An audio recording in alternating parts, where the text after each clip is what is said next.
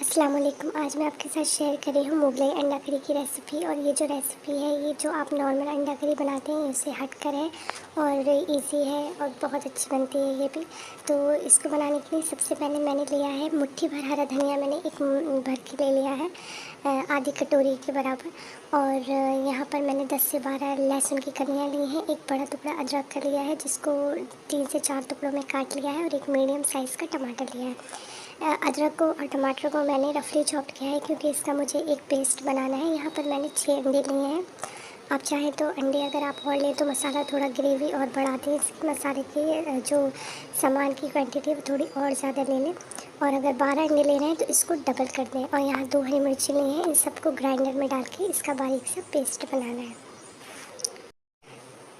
बस इन सबको डालने के बाद इसका एक बारीक सा पेस्ट तैयार करना है। और ये अंडे मैंने बॉईल करके रखे हैं और इसको छील कर रख लिया है अंडों को। इसका पेस्ट तैयार है। इतना बारीक इसका पेस्ट बनाना है, एकदम बारीक सा पेस्ट बनाना है इसका। और अब कढ़ाई गरम कर दी है मैंने। इसमें मैं एक बड़ा चम्मच ऑयल डाल रही हूँ। इसको अच्छे से गरम कर लें। तेल अच्छे से गर्म हो गया है। अब जो बॉयल अंडे थे वो मैं इसमें डाल रही हूँ। उसको हल्का सा फ्राई करना है। और अंडे डालते हुए गैस को स्लो कर दें, ध्यान से डालें क्योंकि इसका पानी काफ़ी उड़कर छींटे आती हैं इस पर। तो हल्के स्लो करने के बाद ही इसमें अंडे डालें और दोनों साइड से हल्का हल्का इसको सेक लें।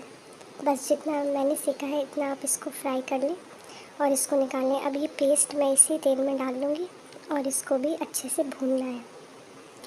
इसको लगातार चलाते हुए अच्छे से भून लें। बीच बीच में थोड़ा पानी डालकर इसको भूनते रहें। तो मैंने उसी ग्राइंडर में जो पीसा था उसी में हल्का सा पानी डालकर वो इसमें डाल दिया है।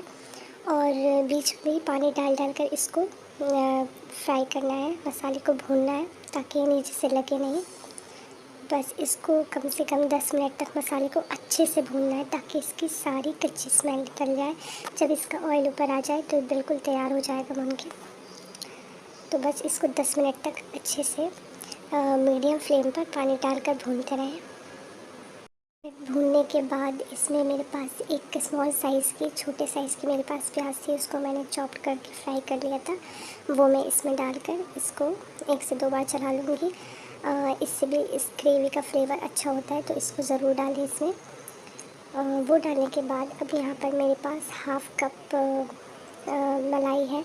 मेरे पास फ्रेश मलाई थी, मैं वो डाल रही हूँ। अगर आपके पास अमूल क्रीम हो तो वो डाल दें। आप हाफ़ कप इसमें फ्रेश अमूल क्रीम भी डाल सकते हैं। मैंने यहाँ पर मलाई डाली है। इसको भी 2 से 3 बार लगातार चलाएं मलाई, ताकि चिपके नहीं, नीचे जले नहीं। और नमक भी मैंने इसमें डाल दिया था, वो पार्ट स्किप हो गया है। तो आप अपने टेस्ट के हिसाब से इसमें नमक डालें। मैंने हाफ़ टी स्पून इसमें नमक डाला था। और यहाँ पर 1/3 टीस्पून मैं इसमें काली मिर्च डाल रही हूँ। काली मिर्च कुटी हुई या काली मिर्च पाउडर डाल दें आप इसमें। और वो डाल के भी अच्छे से इसको चला लें 1 से 2 बार मीडियम फ्लेम कर दें। और जो एग मैंने फ्राई किए थे, बॉयल एग, वो भी मैं इसमें डाल दूँगी। एग डालें तो इसको आराम से चलाएं क्योंकि वरना ये अंडे पूरे बिखर जाएंगे। तो इसको हल्के हाथ से चलाएं। बस इसको 2 से 3 बार इसको चला लें ताकि अंडों में भी ग्रेवी अच्छे से बैठ जाए। और 1 टेबल स्पून यहाँ पर मैं हरा धनिया डाल रही हूँ। थोड़ा सा ऊपर से हरा धनिया आप डाल दें इसमें ताकि अच्छा सा फ्लेवर आ जाए। और नहीं है तो कोई बात नहीं, क्योंकि ग्रेवी में ऑलरेडी भी हमने इसमें डाल दिया है हरा धनिया। ऑप्शनल है, आप चाहें तो डाल दें या रहने दें। बस अब ये बिल्कुल तैयार हो चुकी है ग्रेवी, अंडा ग्रेवी, और ये बहुत मज़ेदार बनती है। इसे एक बार ट्राई कीजिए। ये जो नॉर्मल ग्रेवी है उससे थोड़ा अलग है। इसको ट्राई कीजिए, आपको इंशाल्लाह ये पसंद आएगी। और अगर ये रेसिपी पसंद आई हो तो मेरे चैनल को सब्सक्राइब करें और वीडियो को लाइक करें, शेयर करें। इसे राइस के साथ सर्व करें या रोटी के साथ, ये बहुत अच्छी लगेगी। अल्लाह हाफ़िज़।